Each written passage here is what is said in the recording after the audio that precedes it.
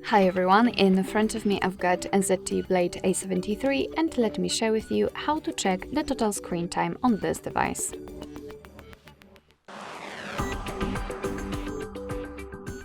So let's start with opening the settings, and here we have to scroll down to the very bottom to find digital well-being and parental controls.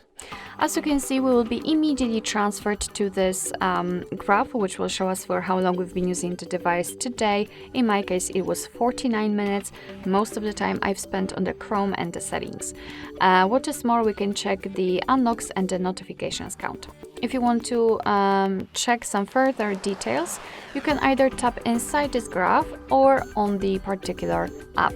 So let me try to do it. Inside the graph, as you can see, we can check the data for particular days in a week. You can change weeks, of course, and you can change also the screen time to the notifications received and times opened, and under it we will have the full list of used apps with a specific time.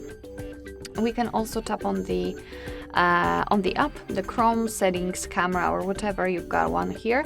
Let's simply tap on it, and again we've got the dashboard, but this time tightly connected with one app. Again, we can change the screen time and daily to hourly.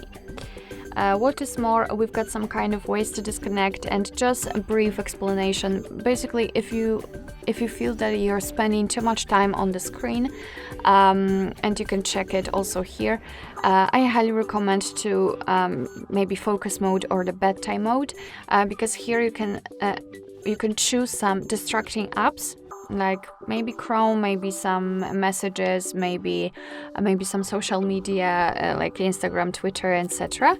And you can set a schedule, so your device will basically hide and mute the notifications in particular hours in particular days of the week, so you will not be distracted. You can focus on work or whatever you're doing. So I highly recommend to check those options because they can be useful. Alright, so that will be all. Thank you so much for watching. I hope that this video was helpful, and if it was, please hit the subscribe button and leave the thumbs up.